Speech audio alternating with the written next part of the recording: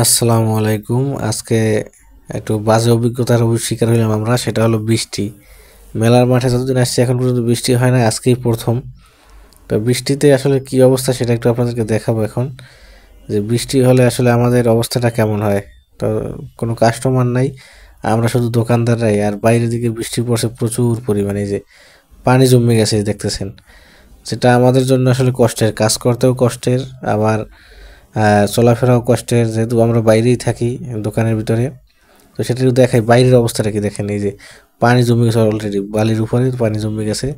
আমাদের এটা দোকানের সামনের অবস্থা। তো এরকম সব দোকানের সামনে দেখেন এই যে কম বেশি পানি জমে একাকার, এবং উপরের দিকে এখন হালকা হালকা গুঁড়ো গুঁড়ো বৃষ্টি পড়তেছে। এই যে যেহেতু এটা বালি দেওয়া মাঠে, ইট দেওয়া, এই কারণে কাদা হয় নাই। কিন্তু যদি ইট বালি না হইতো, যদি মাটি হইতো, তাহলে এতক্ষণ এটা কাদা হয়ে যেত।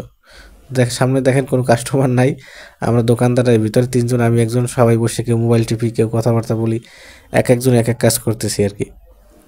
এই হলো সবুজ ভাই, সেও মোবাইল টিপতেছে, আর আমি সেও চেয়ারে বসা থাকি, টুলে বসা থাকি আর কি। অর্থাৎ কোনোভাবে সময় কাটাই আর কি। বৃষ্টি পড়ে দেখেন অবস্থাটা কি, আল্লাহ আল্লাহ।